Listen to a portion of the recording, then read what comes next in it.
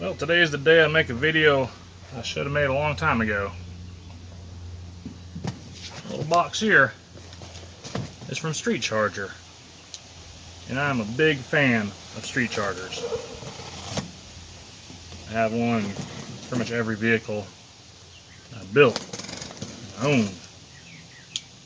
Unfortunately, this one was supposed to be one that I own, but as you guys may have seen, somebody came by and bought it from me.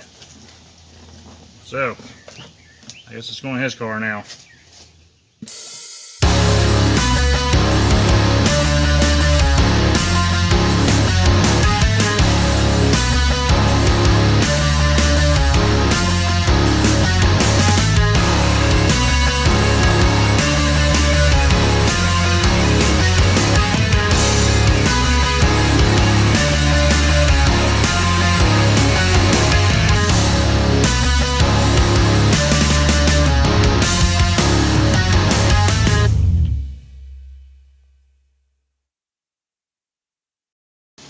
So if you don't know what a Streecharger is, today is your lucky day. This thing right here is a little miracle to lowriders. It will charge your batteries while you drive the car. Basically like an alternator for your hydraulics. I've used them for many years. I've probably put close to 10 of these things in cars. Never had a problem out of any of them. The silver Lincoln that I had built was down in Orlando.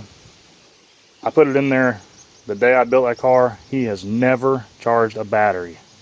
Not once. Never had to hook a battery charger to it. He's changed his batteries out throughout the years. I mean, like I said, it's like 10 years, I think around 10 years ago I built it. But he's never hooked a battery charger to it. And he drives the hell out of that car. Pretty simple product. Wires up just like an amp, basically. I'm going to show you guys how to wire it up. I mean, anybody can do it. If you can wire an amp, you can wire this. It's really simple. And if you have any problems whatsoever, you just call him, talk to Bill. He's the main guy. Very knowledgeable. As I've said in my other videos, very knowledgeable. I've talked with him on the phone for hours. You know, very smart dude, and he loves sharing information. So another good thing about this is it pretty much tells you, you know, what your battery's voltages are at, whether it's fully charged, low, or in the middle. So if you ever got a question, you can just pop your trunk, check it out. It's got a green light telling you that's on. It's also got an overload light. I haven't had the overload light come on, so that's a good thing, but it's there if you need it, I suppose. Also got a fuse. I have had the fuse blow, but that was a problem that I did, and Bill helped me through it and helped me fix it and make it right. So we're going to get to throwing this in. Like I said, on the back it's pretty well self-explanatory. I mean, everything's labeled there. This is your key on power. That's your power from your battery. That's your ground that you ground to the rack. And that's your power going to your last battery in the bank. You know, the same battery that be going to your solenoids. This one's set up for 48 volts. So you can get them in any configuration you want. Like I said, it's just like running an amp. You gotta run your power wire up to the battery. We're gonna drill through the firewall up there, run a grommet, and run up to the battery. And this is under the hood. There's a wiper motor here. We got some kind of idea where we're at. But right down there is where we're going to come through. You can't really see it, but there's a main wiring harness right there. Don't drill into that. A buddy of mine, when we put the Streecharger in the tan Fleetwood, he ran the wire, and he got into those wires, and it was a nightmare. We had to solder them all together, and as you can see, that is not a fun spot to get to. And for those of you that own Fleetwoods, there's where I drilled a hole. Right under that main connector. I really could have drilled it just a little bit lower, but it does clear everything on the outside. The outside of that plug is a lot bigger. The bezel that holds it to the firewall, but it does just clear, thank God. But it should have went just a little bit lower.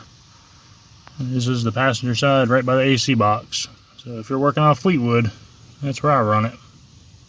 So we got our wire run. Got a grommet in there. And I will say that is a tough spot to get a grommet in, but it is possible. And as far as grommets, I just use a little kit that you get from Harbor Freight. It served me pretty well. Fits most of the stuff that I do. And there's the finished product, all installed. Kind of where I put it, it's hard to see the light, but I didn't really have much of a better spot to put it. You can see all three lights there. It's showing that it's fully charged. And this thing was dead when I started on it. I've probably been working on it about 3 hours. I just had a basic battery charger hooked up to it. But since I kicked the car on, it picked up about midways and topped it all off. It's good to go. So I didn't get to film as much as I wanted to. Running into some problems with the rain, on and off rain. I was trying to get as much done. I was working outside and I was trying to get as much done that way I get the car back. So kind of didn't get as much install as I like. As I said in the beginning, everything's pretty well self-explanatory. The instructions are really good, detailed. There's pictures. It breaks it down step for step. The green wire, it goes to a triggered wire, just like a remote for amp. I had it on a fusible link. It's got a fuse on the Streecharger. Doesn't hurt to have another fuse in line. It's got a fuse on the power line for the Streecharger, just like an amp. Put it closest to your battery, just like you would an amp. The output wire that comes out of the Streecharger, it goes to your last battery in the bank on the positive side. Normally, if you're running a 48-volt system, it'll go on your fourth battery, positive side. Same thing through every other voltage, just your highest battery. That's all it goes to. The ground goes to the battery rack. Make sure it goes to the battery rack. Don't run up to the battery of the car. It won't really do you any good. I mean, I guess it would, but they don't recommend it. And the most important thing I guess I could say, because I had to learn through experience. As I said before in the video, I had a problem, and Streecharger helped me through it. It needs a dedicated power line. I got lazy in this car when we first did it. He already had a stereo in there, so there's already a power wire run all the way to the back. So he had a junction box, so I just looped off of that and run the Streecharger. It worked good for a little while, but it eventually burned up the Streecharger. I had sent it back down there to them. They opened it up, looked at it. He said, "That's odd. I've never seen a problem, that happened like that." And I told him how I had it wired, this and that, how I'd run it. And he said, "You'd run it off of another line?" I said, "Yeah." And he says, "Oh, you can't do that." And he says, "It needs its own line." And I was like, "Oops," which any other company right then and there would have said, "Well, it was your fault. You're on your own. We'll sell you another one."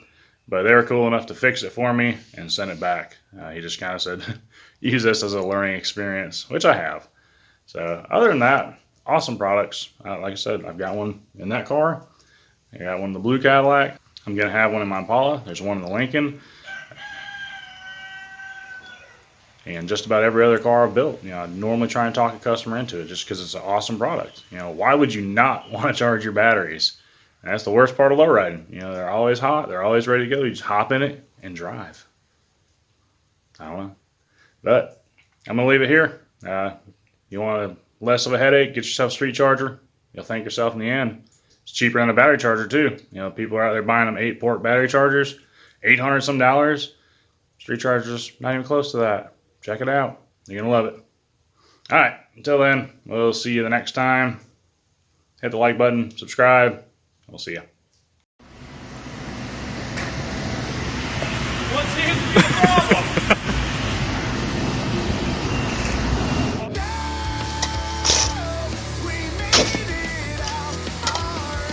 Good shot. Got away free. It lives to die another day.